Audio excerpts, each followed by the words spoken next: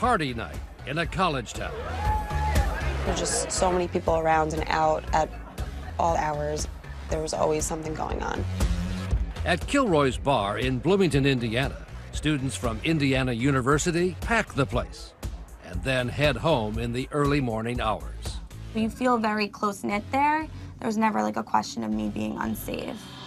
Yet it was shortly after leaving Kilroy's, 5 years ago this month, that 20-year-old Lauren Spear, a sophomore from New York, vanished off the streets of Bloomington and has not been seen since.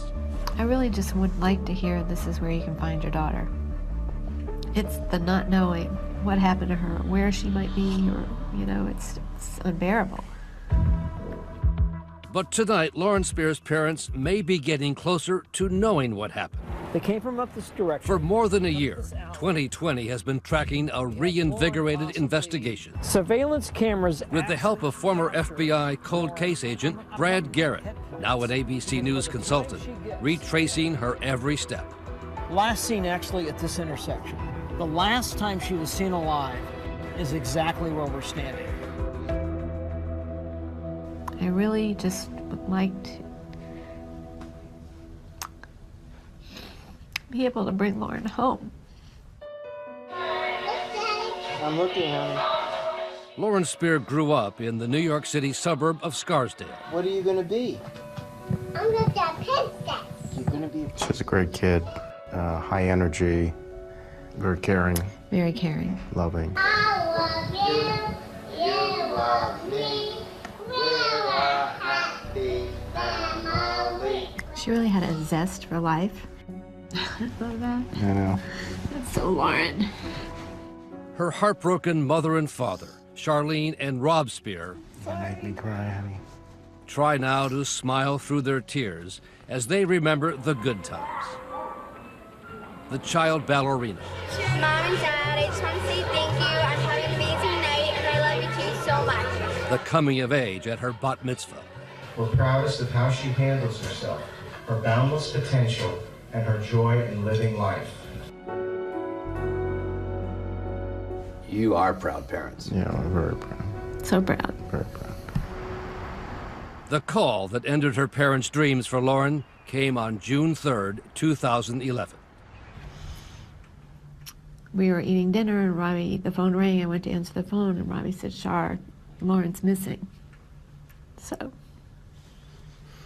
it's really heart-stopping, you know?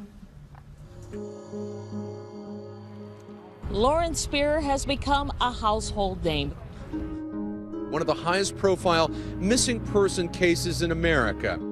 We believe that the chances are very great that there was foul play, because otherwise we feel Lauren would have made contact by now. My first thing is to say to the person that has Lauren or that has harmed Lauren, shame on you. Shame on you. You're on the search or flyer? Search. Okay. Hundreds of volunteers Walk up and down the streets, check dumpsters, check alleyways. joined Lauren's parents, Make sure you pay attention to the creek area while you're down there. full of hope she would be found safe and soon. I came out today just to help look for Lauren, and it's just a lot of massive territory. They searched abandoned quarries, We're continuing the search that we started. dense forests, So you're in this massive area and you're driving, here's another pull off, let's pull off. And then you get out of the car and then you go walking through these woods and you're calling Lauren's name and you're hoping you're gonna find her laying in the woods somewhere, and it's tough, you know. Let me be firm in that we're here, still committed to finding her. It's our worst nightmare. Kardashian and Seacrest now tweeting for volunteers to join the search. A massive search and a $100,000 reward have turned up little. and then, as a last-ditch effort, police searched the landfill used by the city of Bloomington. Probably the hardest thing that we had to do in the searches was to go to that landfill. Yeah. Stand there, watch them.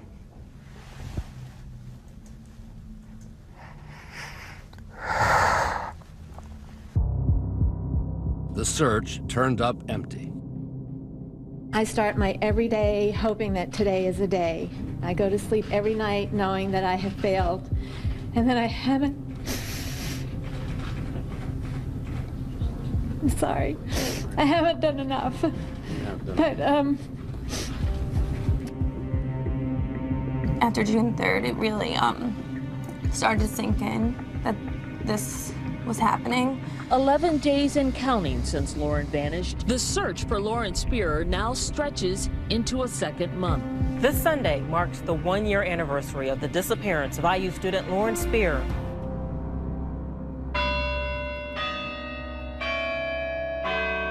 Today, the missing person posters are all but gone around the Bloomington campus, and the name Lauren Spear is a thing of the past to many. So when I say the name Lauren Spear, it doesn't really ring a bell. Mm-mm. There's not really much talk of it anymore, no. It's old news. I think we should let it go and move on. But quietly, behind the scenes, the case is very much alive. We're getting close. I think we're going to solve this.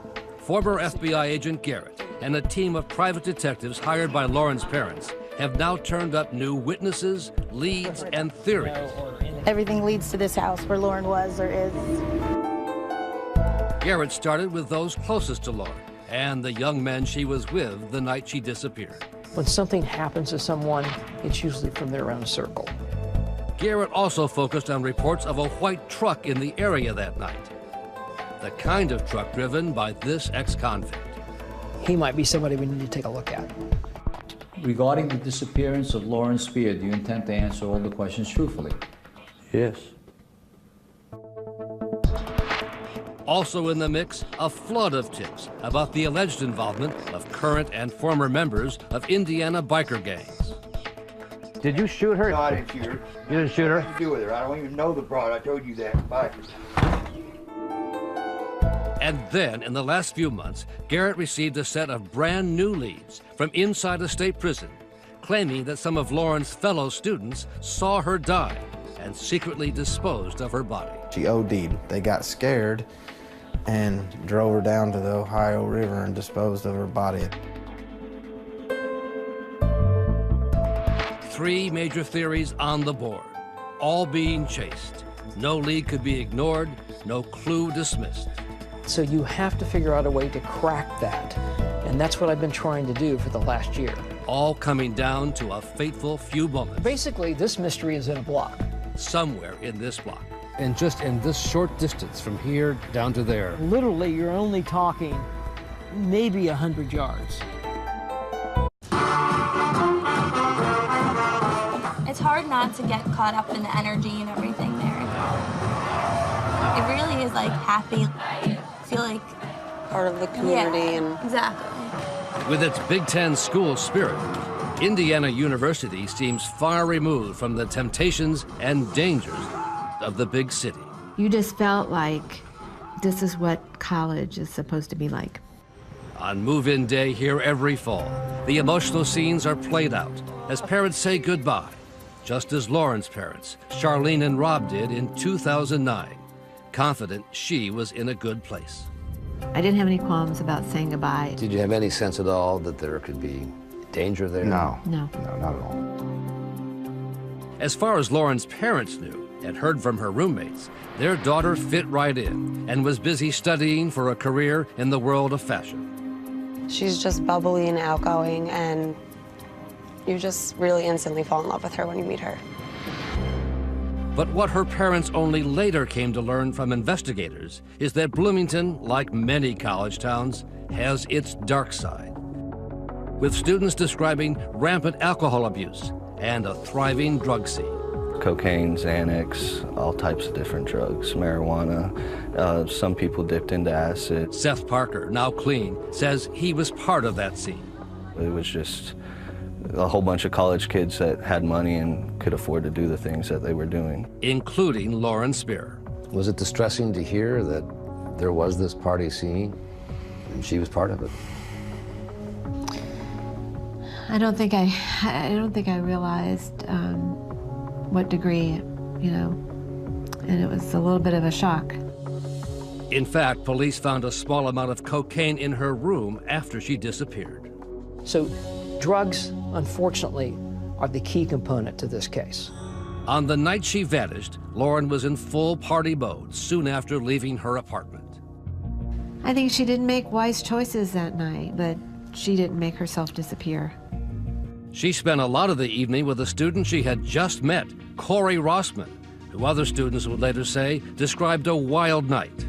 He's like, well, me and Lauren were hanging out, just partying, pre-gaming before we went to Kilroy's watching the game. They got to Kilroy's around 2 in the morning. They're only there about 30 minutes. But during that time period, she leaves her shoes and her cell phone in the bar. And I think that gives you some indication about how out of it she may be at this point. Notably not with Lauren that night was Jesse Wolf, her longtime boyfriend since high school in New York. Any rational boyfriend is going to be concerned if you're out with other boys, particularly at 2 o'clock in the morning, potentially drunk in a bar. So as a veteran investigator, does that raise questions of motive, possible jealousy? Of course. When she leaves here, this begins a sort of 2-hour odyssey. Roughly 2 hours between leaving Kilroy's and when she ultimately disappears. Lauren and Corey Rossman leave Kilroy's and walk about a block away to her off-campus student apartment in the Smallwood Plaza. They're going to her room up on the 5th floor of this building, having trouble walking, stumbling. Doors open, they step off the elevator, and there are 4 guys in the hallway. All fellow Indiana students. And apparently, they don't like the way Corey is handling Lauren. And Rossman supposedly says something smart to him, and this guy decks him. He goes down. So Lauren and Rossman leave quickly. It's now about 3 in the morning, and they are heading up this deserted alley towards his apartment a few blocks away. She's barefoot walking along here. She actually falls down twice in this alley, according to surveillance cameras. He eventually grabs her, throws her over his shoulder in a fireman's carry, and literally carries her the rest of the way to his apartment, which is about a block from here. She was not cared for in a way that I would want my son to care for another. And that's what kind of gets me, because the circumstances, I think, could have been a lot different had Lauren been escorted back to her apartment. But instead, they end up at Rossman's place. They go in here briefly, where his roommate later says Rossman got sick. He vomits on the steps and went to bed. The roommate takes Lauren next door to another friend. It's about 30 feet to Jay Rosenbaum's door here on the left. Jay Rosenbaum. Jay sees what bad shape Lauren is in and said, Lauren, lay down on the couch, go to sleep, go home in the morning. And she won't do it. She says, I want to keep going, I want to go. Jay walks her to the door, and he sees her walk up 11th Street. He's the last person we are aware of that sees her alive. As police begin to suspect foul play, all 3 young men, the longtime boyfriend, the new friend, and the last person who saw her alive, are identified by authorities as persons of interest. The 3 boys that she was with all hired attorneys very early on, and that created a wall of access for us. What about Lauren's boyfriend? He helped with the searches on Saturday and Sunday, but then he left. His parents came to Bloomington and took him away. What did you make of that? I thought it was odd. No witness reported seeing Wolf out that night, and he says he was at home watching the NBA Finals, which ended just before midnight. And then, according to his roommate, he went to bed around 2:30 a.m. Wolf would not agree to be interviewed on camera by 2020, but says he has cooperated with the police and continues to deny any involvement in Lauren's disappearance. He's the most loving boyfriend you can ask for. At the time, Lauren's friend said Jesse couldn't have possibly harmed Lauren. He would never do anything to hurt her. I'm not suggesting he did anything, but I'm not comfortable that I actually know what he was doing in the early morning hours of June 3rd. Even more than Wolf, Garrett has questions for Corey Rossman. There's always been this sort of suspicion around Corey as to Well, did you really end up passing out and going to bed before she disappeared? I was not the last person with her. This is all I can say. I'm sorry, but I just hope that they find her as soon as possible, and I'm praying for her and her family. Adding to the parents' anger, they say Rossman was the one friend who refused to talk to them or their investigators. And he claims he lost all memory of what happened after being slugged at Lauren's apartment building. That punch or punches caused him a temporary memory loss. Do you buy that? No, I don't. I think it's a case of self-preservation. He knows more than he's saying. I'm not sure of anything, but what I do know is that there's been a complete lack of cooperation. And he was the person that spent the most time with Lauren in the last hours of her being seen. And he hasn't come forward to try to help? No. He's resisted. Corey, Brian Ross from ABC News 2020. Can we talk to you for just a second about Lauren Spear? Rossman has denied any involvement in Lauren's disappearance, but declined repeated requests to talk with 2020. Corey, why won't you talk with Lauren's parents? They just want to ask you some questions about what happened that night. Anything you can say at all? Property of DC. What else is under the surface here that we don't know about? I don't know, but I'm not to the point to say he's not involved. His lawyer says Rossman continues to cooperate fully with police.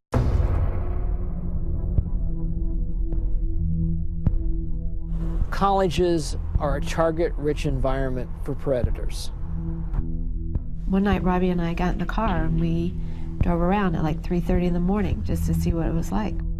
We saw a girl walking home alone, barefooted. Lauren had just disappeared. Across the country in the last 5 years, some 56 female college students have gone missing. Please, keep praying for us. 3 have been found dead. We know where Morgan is. Morgan's in the box over there. 4 are still missing. Yeah, everyone's looking for you and thinking about you. Including Lauren Spear at Indiana University. There are people that cruise every college campus because they're looking for vulnerable females that'll offer minimal resistance. And unfortunately, a drunk co-ed, particularly the size of Lauren, would be very easy to pick up. So from a predator's point of view, Lauren is the ideal target. On the night Lauren Spear disappeared, a vehicle came to our attention. Surveillance cameras picked up someone in this white truck. Is there a possibility that this vehicle could be involved? Absolutely. We have to consider that possibility. Why? Because it circles the block during the time frame and the location where Lauren was last seen. Did he happen to be driving down the street, saw her at this intersection, and immediately pulls over because that's what he's looking for, talks her into the vehicle? That could have taken 10 seconds. At that point, he's got her, and he takes her to wherever.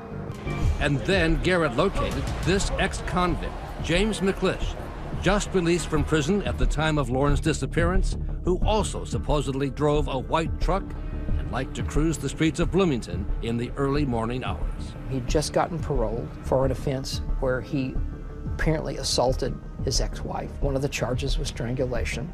And he was living in a halfway house, probably within 10 minutes of where Lauren disappeared. A female from his past reached out and said, look, you need to check him out. He was there. He's made comments. You know what happened to her? The same thing could happen to you.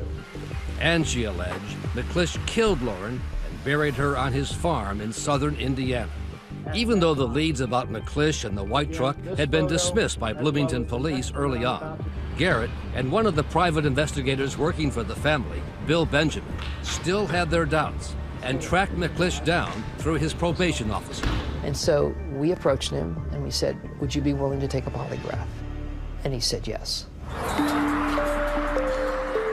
2020 arranged for veteran polygraph examiner Ralph Nieves, former New York City police detective, to come to Indiana.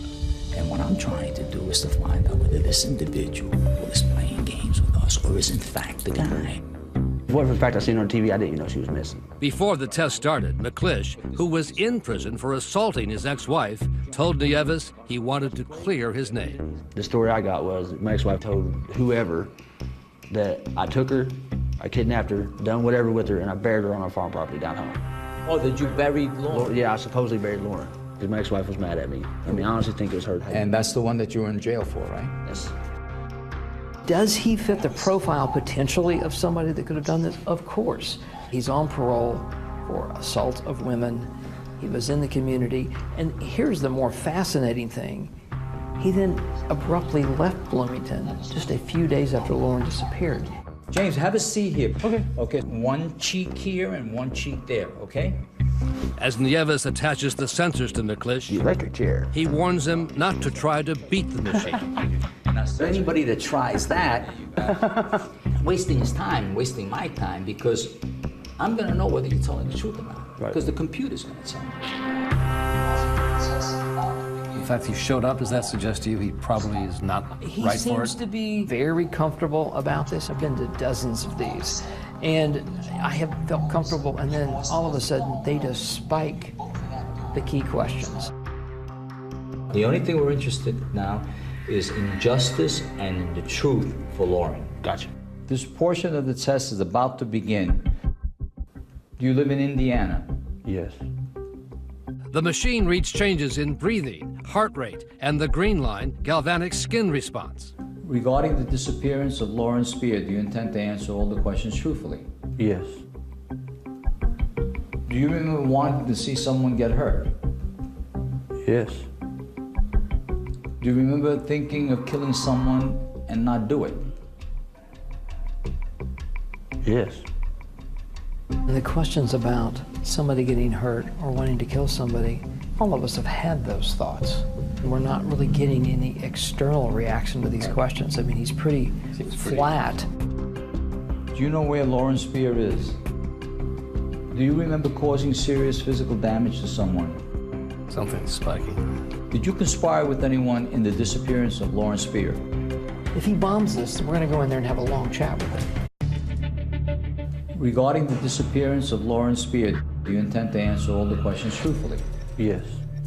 The key question about to be asked of James McClish is whether in the early morning hours at this intersection in Bloomington, Indiana, did he have anything to do with the disappearance of Lauren Spear? Do you know where Lauren Spear is? No. Do you remember causing serious physical damage to someone? No. Something's spiking. Yeah, but you have to be careful interpreting these spikes. Did you conspire with anyone in the disappearance of Lauren Spear? No.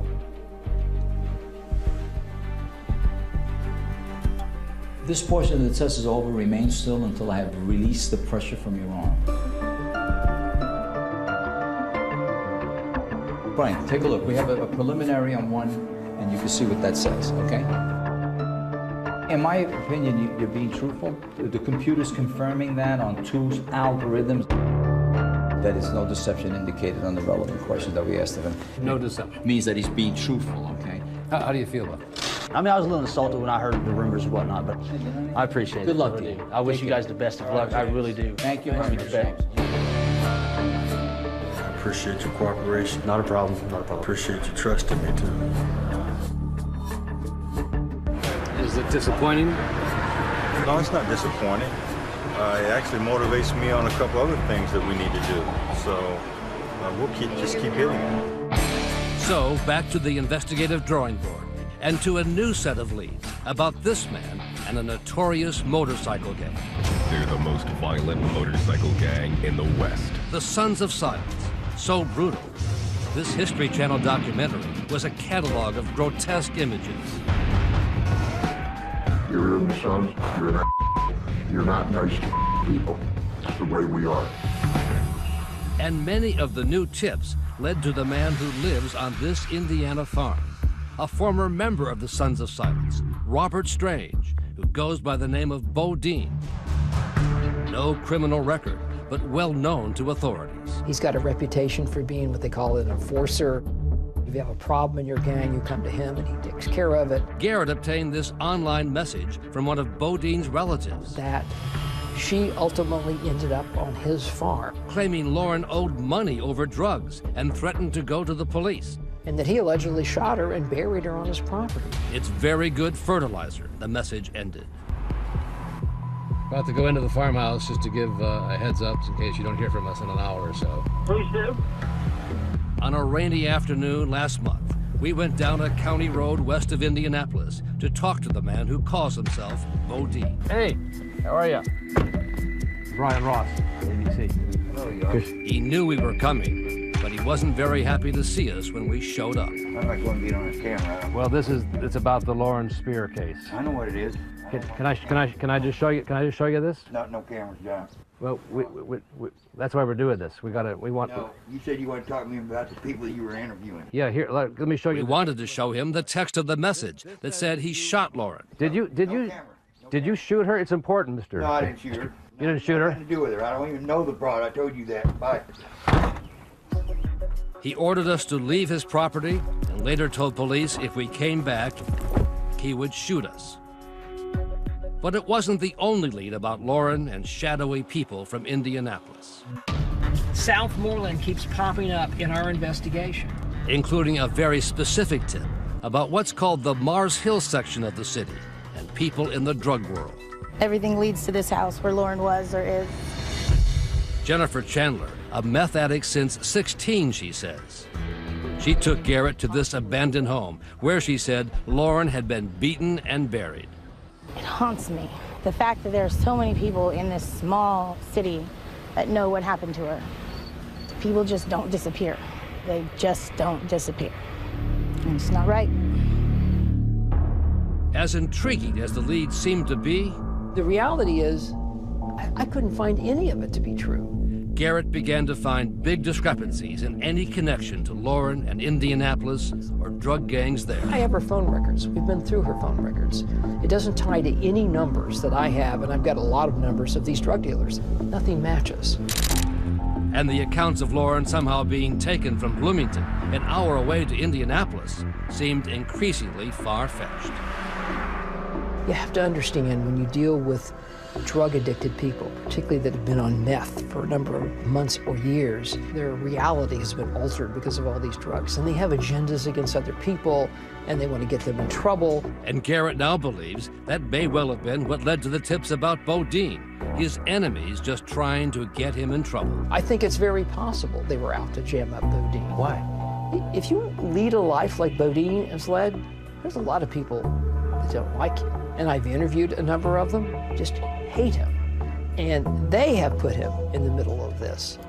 So from your point of view, he's off the board too? Based on the facts that we have today, he's off my board. Before this commencement ceremony gets fully underway, there is a member of the Indiana University community who should be with us today, but who is not. Graduation was a really difficult time for all of our friends. The fact that we were leaving the place without her. Lauren was last seen in the early morning hours on June 3, 2011. She didn't even get a chance to leave with us. 2 years after Lauren Spear disappeared, her class graduated from Indiana University. We know that Lauren's disappearance has been a terrible and unimaginable strain for her family and for many of you who knew her as a classmate and as a friend. Seeing her empty room, I just remember we were all sitting on her floor and like we couldn't even speak. It was like we all just sat there and really cried. I never thought that I would leave Bloomington without my daughter. And then you come to the realization that you have to. The drive back was difficult. I sort of felt abandonment. Lauren may no longer be with us. The Spears tried to keep interest alive in Lauren's case. We ache for her, and we want to bring her home. But once back in New York, the tears turned to frustration and anger at Lauren's friend who wouldn't cooperate with them, and at the Bloomington Police Department. We were not getting information from the police as far as what they were doing, what they were finding. Of course, that was terribly frustrating for us. They sort of shut you out. That was their policy from the beginning. It's their policy today. Adding to their frustration, Bloomington police only publicly released these two images of Lauren leaving her apartment and the suspicious white truck, even though police had a large quantity of surveillance video of Lauren's movements that night. They haven't shown us any videos. That's in sharp contrast with how other police departments have handled similar missing person cases, like that of Hannah Graham, a student at the University of Virginia. This is Miss Graham. There, the police chief made public all the videos he had. I wanted people to know who we were looking for. Maybe what you see now in this video may cause some recollection. It worked, leading to the discovery of Hannah's body and her murderer. But even now, 5 years later, the Bloomington police continue to withhold the extensive surveillance videos they have of Lauren and shun requests from reporters for interviews, including ours. Hey, Brian Ross from ABC. So we waited for Police Chief Michael Dickoff outside police headquarters. Can I ask you a quick question here, sir? We've been trying to get a hold of you to talk about the Lauren Spear case, and you haven't been very cooperative. And the parents say that you've treated them badly. No, I don't think that's true. I just talked to Mrs. Spear yesterday. Gave her an update in the case, and can you give us an update? No, because it's still under investigation, and we are following up leads, and we're not gonna try this case in the media. Thank you. It's still an active case, sir? It is still an active case. Why won't you release the videos? Other officers and police chiefs say you should do that. Can you explain why?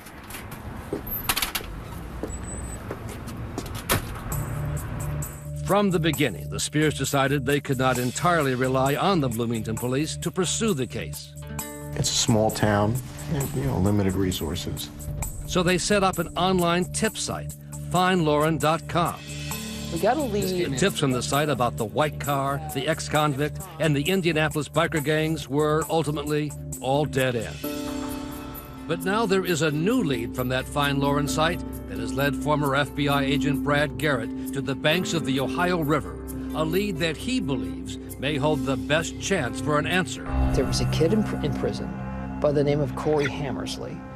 Hammersley, once a star student and athlete in Indiana, got deep into the drug scene, and 1 year after Lauren's disappearance, had a meltdown high on drugs. Steps out of his apartment, has nothing on but a hat, takes a firearm and starts shooting into a house. A naked man armed with a gun fired as many as 15 rounds. Captured, prosecuted, and sentenced to 24 years in state prison, where the new lead emerged. This is coming through another inmate that was locked up with Corey. They were playing cards. Lauren's picture comes up on the television. Missing IU student Lauren Spear. And immediately, Corey looks up at the TV and says, "Man, I knew the guys that did that." The inmate who served time with Hammersley agreed to recount what he says Hammersley told him if we blacked out his face. And they were drinking and got to doing ecstasy, and she OD'd. It scared them. They didn't know what to do with her, and they took her down to the Ohio River and got rid of her, and then he said disposed of her body. This is a theory you are taking a hard look at. Absolutely, because one of the mistakes in most criminal cases is we investigators try to make them too complicated. The simplest is she died at a party in Bloomington and somebody got rid of her. And it could be right here in this river. It could be right here exactly at the Ohio River. The theory made even more sense when Garrett learned from Lauren's parents that she had a serious heart ailment. So serious, she had to give up sports in school. She had what's called long QT syndrome. It's a heart condition where there's irregular heartbeat. It could be very dangerous. And if you couple alcohol, drugs, and a genetic heart issue that she had, that is a toxic mix. The next step, a prison interview by Garrett, his partner Bill Benjamin, and the former student, the naked gunman, Corey Hammersley. You and others maybe had moved her body. Absolutely not. Absolutely not. Okay. I've never met this person before in my life. You believe he was lying to you? He clearly was lying to me. But, you know, the most interesting thing was the end of the interview. If something came up, would you contact us? If something was jogging your memory, or somebody brings something up in here, would you let us know? Honestly, probably not. I do not want to be associated with this at all. No. I will not help you. I will not tell you anything I learned, and that's just the way it's going to be. So what does that tell you as a veteran investigator? It tells me he has some reason for lying. All right, thank you. And I knew at that point then, You ready? I have to dig. I have to figure out how Corey knows what he knows.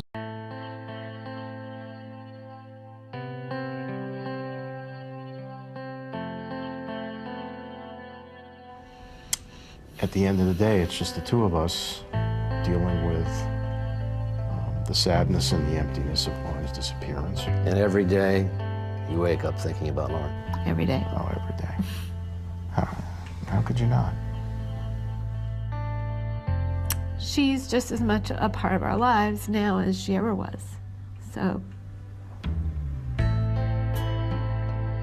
And now it's all about just, finding her, getting answers to what happened to her.